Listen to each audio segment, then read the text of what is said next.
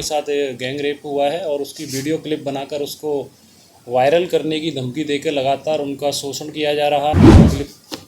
बना के और ब्लैकमेल की धमकी देकर जो आभूषण लिए गए हैं, तो इसका होटल था, उसके खिलाफ कार्रवाई होगी, क्योंकि नाबालिग बच्ची को कैसे उसने कमरा प्रोवाइड कराया है। दानापुर में एक बच्ची के साथ कुछ गलत हो रहा था। दरअसल मामला ये था कि बच्ची के पॉर्न वीडियो जो है वो बना दिए गए थे उसी के करीबी के द्वारा, और इसके बाद लगातार उसको प्रताड़ित किया जा रहा था, परेशान किया जा रहा था, और उसी की वजह से उसके साथ इस वीडियो को दिखाने के बाद ये कहा जा रहा था कि अगर मेरे साथ फिजिकल यानी कि शारीरिक संबंध नहीं बनाती हो तो इस वीडियो को वायरल कर दिए जाओगे। अब इसी को लेकर के बच्ची जो है परेशान थी, अपनी माँ को इसकी जानकारी देती है और माँ और बच्ची दोनों ही पुलिस के पास पहुंचती, और इसको लेकर के पुलिस लगातार पिछले 1 महीने से जुटी हुई थी इस तफ्तीश में कि कौन है वो, कौन घर में बैठ करके बच्ची को डरा रहा है, धमका रहा है। पुलिस के सामने बच्ची उसका नाम तो नहीं बता पा रही थी, लेकिन पूरे 1 महीने के बाद पुलिस ने इसको लेकर के बड़ा खुलासा किया है। City SP west Bhanu Pratap के द्वारा इसको लेकर के बड़ा खुलासा जो है वो किया गया है, और पुलिस ने उस व्यक्ति को भी पकड़ा,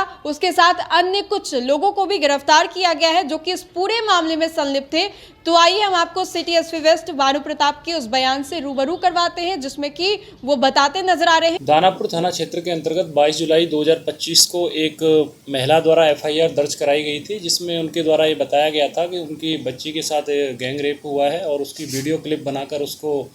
वायरल करने की धमकी देकर लगातार उनका शोषण किया जा रहा है। और इसके अलावा उनसे उनके जो आभूषण हैं पहनने वाले उनको भी ले लिया गया है और भी पैसे की डिमांड की जा रही है। उसी को लेकर दानापुर थाना में कांड संख्या 767/25 दर्ज की गई थी, और कांड के सफल उद्भेदन हेतु एक टीम का गठन किया गया था, जिसका नेतृत्व एसएचओ दानापुर और टेक्निकल टीम कर रही थी। उसी क्रम में पूर्व में हम उसमें 3 अभियुक्त जिन्होंने गैंग रेप किया था पीड़िता के साथ, उनको जेल भेजा जा चुका था, और इसके अलावा उसमें जो सुनार ने आभूषण खरीदे थे उसको भी जेल भेजा जा चुका था। लेकिन इसमें एक अभियुक्त इसका फरार चल रहा था, उसकी कल दानापुर पुलिस द्वारा गिरफ्तारी की गई है। गिरफ्तार अभियुक्त का नाम कविराज उर्फ विशाल कुमार सन ऑफ गजेंद्र शाह है, जो लंका कॉलोनी थाना दानापुर जिला पटना का रहने वाला है, और इसके पास से एक मोबाइल फ़ोन जब्त किया गया है, और इसके अलावा एक जोड़ा सोने जैसा जो कंगन दिखता था उसको भी जब्त किया गया है, जिसमें पीड़िता की मां द्वारा ये आरोप लगाया गया था कि उनसे वीडियो क्लिप बना के और ब्लैकमेल की धमकी देकर जो आभूषण लिए गए हैं, तो उनमें से एक आभूषण ये भी था, तो इसको भी सफलतापूर्वक पुलिस ने जब्त कर लिया है और आगे की इसमें कार्रवाई की जा रही है। और पुलिस के स्तर से इसमें एसआईटी का गठन हो चुका है, और हम इस लोग केस को प्रायोरिटी पर स्पीडी ट्रायल्स के द्वारा मॉनिटर भी करवाएंगे, और जो भी इसमें दोषी हैं उनको माननीय न्यायालय के माध्यम से उनका कन्विक्शन करवाया जाएगा। और कितने लोग इसमें दोषी होने के संभावना? इसमें सारे एक्यूज गिरफ्तार हो चुके हैं। पूर्व में 4 लोग थे और 5वां ये है, और सिर्फ इसमें एक एक्यूज जो जिसका होटल था उसके खिलाफ कार्रवाई होगी, क्योंकि नाबालिग बच्ची को कैसे उसने कमरा प्रोवाइड कराया है या किस तरह से सारी चीज़ें आई, तो उसके खिलाफ हम लोग सख्त कार्रवाई करेंगे।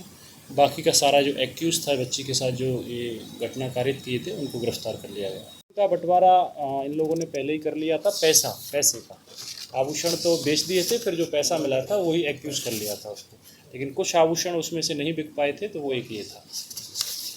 तो आपने सुना किस तरीके से उन्होंने पूरे मामले की जानकारी दी, और ये कोई पहली घटना ऐसी नहीं है, इससे पहले भी कई ऐसी घटनाएं हैं जो कि घट चुकी है। और ठीक ऐसे ही घटनाएं जहां पर लड़कियों के वीडियो जो है वो बना लिए जाते हैं, फिर उसको ब्लैकमेल किया जाता है, ये कहा जाता है कि बार बार शारीरिक संबंध बनाओ वरना जो वीडियो है वो पब्लिक कर दिया जाएगा, और इसी की वजह से कई लड़कियां जो हैं वो इस डर में रहती हैं कि वाकई ऐसा हो जाए तो क्या होगा, फिर 4 लोग क्या बोलेंगे, समाज क्या बोलेंगे, और फिर इसी को लेकर के कई ऐसी खबरें हैं वो निकल करके सामने आती है। और ये खबर जो हम आपको बता रहे थे वो दानापुर की थी, जहां पर दानापुर में एक लड़की के साथ कुछ ऐसा ही हुआ, जिसके बाद पुलिस को इसकी जानकारी मिलती और पुलिस मामले की छानबीन में लग जाती, और फिर उसके बाद लगातार मामले की जांच में जो है वो जुटी हुई थी। तो फिलहाल के लिए इस खबर में इतना ही। बहुत बहुत शुक्रिया।